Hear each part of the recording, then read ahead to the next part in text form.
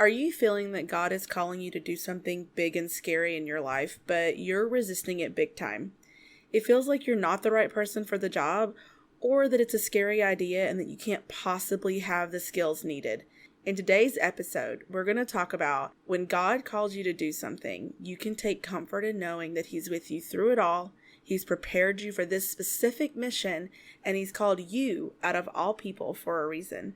It's going to be a good one that you won't want to miss. If you're feeling God call you to pivot life as you know it by leaving your career plans to start an online business, and you're terrified of how you'd ever actually pull that off, then you're a mama with a calling, and this is the podcast for you. Here's where we'll talk about everything from choosing the right business and running it as a mom to biblical inspiration and motivation to conquer your fears. Because even though it's causing you some anxiety, you're also excited because you know God's calling you to it. And that means you're headed to a life with more joy, fulfillment, and purpose like you've always wanted.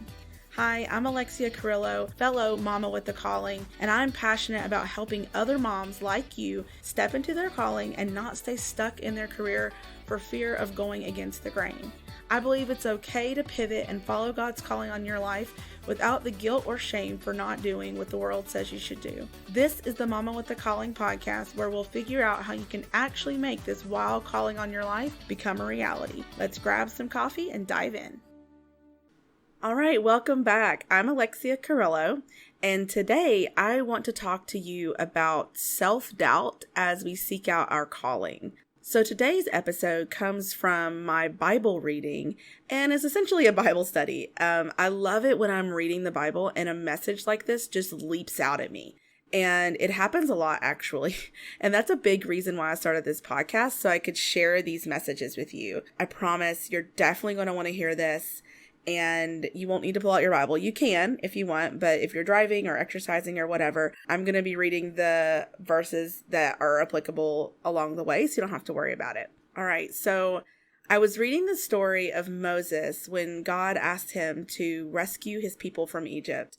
And I'm sure we've all heard this story a lot, where God comes to Moses and asks him to go back to Egypt and rescue all the people. And when I think of that story, just on the, from memory, I think about how amazing it was he did that, and how he did this amazing feat, and how, all the different plagues came to Egypt, and the amazing story of them crossing the Red Sea, and all of that is amazing. But when I read it this time, I just saw it in a completely different way. The story really reminded me of what so many of us do as we're seeking God for guidance as we pursue our calling. So just bear with me. I promise it's going to make sense. So this story is coming out of the Bible, just for your reference, in Exodus 3:1 through 4:17. And I'm not going to read it all straight through, but I'm going to say some parts in summary and then read other verses to you. And then I'm going to kind of give my take on what each verse says and how it can be applicable to your life and your entrepreneurial journey, actually, and listening to what God is calling you to do. So we start out with Moses seeing a burning bush, and he goes over to explore it, and then he hears God call out to him. And God explains that he hears the cry of his people, and he tells Moses that he's chosen him out of everybody, right, to go to Pharaoh and lead the people out of Egypt. And here's what Moses says in verse 11. But Moses protested to God, "Who am I to appear before Pharaoh? Who am I to lead the people of Israel out of Egypt?" Doesn't this sound like so many of us? We feel God is giving us a calling, and we instantly come up with all of the self-doubting reasons that we could even accomplish what God is asking us to do. Surely we aren't the person for the job.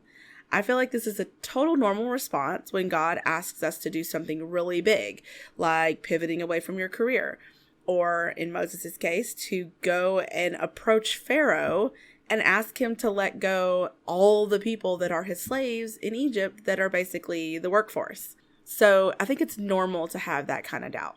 So God answers, "I will be with you, and this is your sign that I am the one who has sent you. When you have brought the people out of Egypt, you will worship God at this very mountain." So I think this is amazing because God is reassuring Moses that he's got nothing to worry about because God is with him, and he's not only asking him to do it, but he's saying, when you have brought the people out of Egypt, like, you're gonna accomplish this thing. But yet Moses protests again. Here's verse 13. If I go to the people of Israel and tell them, the God of your ancestors has sent me to you, they'll ask me, what is his name? Then what should I tell them? And I think this is funny, but kind of, sad at the same time. But this is showing what happens next, right? In comes the logic. So he's trying to think of a reason why this can't possibly work. Like, he's thinking ahead, I'm going to get there and they're going to ask me a question and I'm not going to know the answer. So then what? And I just thought, how many times have we done this? We feel God calling us to do something, yet we start thinking of all the seemingly logical things that are going to get in the way. We think that, what if I don't have the money? What if I can't do it? What if, this happens or that happens? We think that we're thinking ahead and that we're preparing and we're being really reasonable and logical. But are we actually stalling because we're scared of doing the thing that we know God has asked us to do? So God goes on in verses 14 through 22 and literally gives Moses all the answers he could possibly need. He literally tells him everything that's going to happen, in what order, and the outcome. I mean, what I wouldn't give to have that kind of clarity, right? And you'd think that this would seal the deal. I mean, God has literally showed Moses what's going to happen and even his role in it and even what to say. Yet Moses keeps on protesting. Chapter 4, verse 1. What if they won't believe me or listen to me? What if they say, the Lord never appeared to you? God then goes on to give Moses the sign of the staff turning into a snake. Then he gives him a second sign to prove that God has actually spoken with him. Then God says, if they don't believe the first two signs, then use this third sign of turning the Nile water into blood. It's almost like God anticipated Moses was going to have more protests, right? He's like, listen, he could have just given him one sign, but then Moses would probably say, but what if that sign doesn't work? And God's like, listen, if they're not going to believe the first two, they're going to believe the third one. Like, he's giving him all the answers, trying to reassure Moses, you got nothing to worry about. I'm giving you all the tools you need. And at this point of reading the story, I was like, come on, Moses, seriously? It's almost hard to read because he's literally hearing from God, like literally. It's not a question of whether God's really talking to him or it's his own thoughts or is it me or him. I know I've struggled with that. Moses is literally hearing from a burning bush here, right? It's God. Yet he keeps pushing back against what God is asking him to do, even though God has literally given him all the tools he'll need, all the ways to show the signs. He's assured him by telling him exactly what's going to happen, in what order, and his role in it. Yet he still doesn't believe in himself. But then I thought, don't we do this too? I know that I do this all the time. You have this amazing idea that you feel so strongly about, that God has put on your heart, but you don't do it because you're thinking, what if no one listens? Or what if no one cares what I have to say? That's the logic that starts to come in about all the things that could go wrong, all the ways it could mess up. And we're getting in our own way because God is literally saying, I'm giving you this calling. I've given you the tools. I'm with you. Go do it. God has given Moses no more excuses. Like, how could he possibly keep coming up with stuff? But what does Moses do? He now makes it about his own flaws and deficiencies. So in verse 10, oh Lord, I'm not very good with words. I never have been, and I'm not now, even though you've spoken to me. I get tongue-tied and my words get tangled. So here is Moses, this great figure in the Bible, having limiting beliefs about himself. Doesn't this just resonate? You feel like God is asking you to write, but you start telling yourself, I'm a terrible writer. Or God is asking you to do videos on YouTube, but you tell yourself, my voice sounds weird, or I'm awkward on camera. Or maybe God is asking you to speak, like on stage, or maybe a podcast. And you're like Moses and telling yourself, I'm no good at talking. I can't do that. But God's answer here should reassure you. Verse 11. Then the Lord asked Moses, who makes a person's mouth? Who decides whether people speak or do not speak, hear or do not hear, see or do not see? Is it not I, the Lord? Now go, I will be with you as you speak, and I will instruct you in what to say. Isn't that just amazing?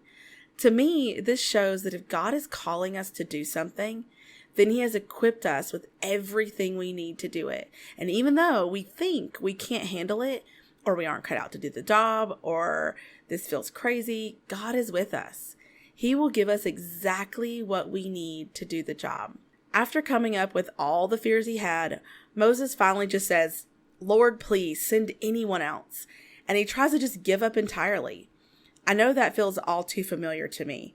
God puts something on our heart, that small whisper, that nudge, and we come up with all the self-doubt, all the fear, all the reasons. We push back to the point of literally just denying it entirely, telling ourselves that pick someone else because I can't do that stuff. And I'm actually surprised this didn't happen sooner, honestly, but this is the thing that angers God, right? This is the thing that upsets him when Moses says, you know what, just choose somebody else. And I don't know the Hebrew word that's used for anger here, or if they had different types of anger words that describe different things. But it made me wonder if the anger here from God is more like a frustrated parent that sees their kid not living up to their true potential, versus someone who's just mad that they've been questioned 5 times over and over, even though they've given all the answers. I really felt like it was, it's like God is seeing Moses' potential. He's saying, I'm with you. I've given you everything you need. I've prepared you for this, and you're still doubting yourself to the point where, you're wanting to quit. And after all that reassurance, I think that to me, and like I said, I don't know if this is true, but to me, I wonder if that's the anger that it's talking about here. Then it goes on to say that God says to have Moses' brother Aaron be the one that does the speaking, but Moses will still go and perform the signs and miracles. So what does this say about God? And what does it mean when he calls you to do something? So even though Moses literally heard from God, he still had his fears and he needed assurance, and God was there to provide it. I mean, over and over and over again, God did everything he could to assure Moses that he was going to be okay. I mean, he didn't get angry or frustrated. Like, he could have just been like, forget it. You want to keep questioning me? Then forget it. But he didn't. He kept assuring him. And in the end, when Moses had protested 5 times, God still chooses Moses. Like, that stuck out to me as, like, why didn't he just say, forget it. I'm just going to send Aaron. You don't want to go. Never mind. And to me, what that says is that when God chooses you, he really means that you are the one, not someone else. And honestly, I wonder if a lot of the fear that Moses had in going back to Egypt was about his past. Let's not forget that he had grown up in Egypt and he had to flee because he killed someone. Not exactly a place you want to return to. But Moses didn't just grow up in Egypt. He grew up as an adopted son of a princess. So if anyone was going to be able to get in to talk to Pharaoh and have any impact, it would be him. All the events in Moses' life had prepared him for this very thing. God was calling Moses to this specific task, and it wasn't an accident. So think about how that applies to you. What has God prepared you for? He has created your life, every event that's happened to you, everything you've gone through, all of the ups and downs and everything. God has put on your heart to use those in some way. So are you denying your past and using it as a reason that you can't do it, when really it's exactly the reason you should do it? So think about what Moses would go on to accomplish. He fought so hard against this calling God had for him.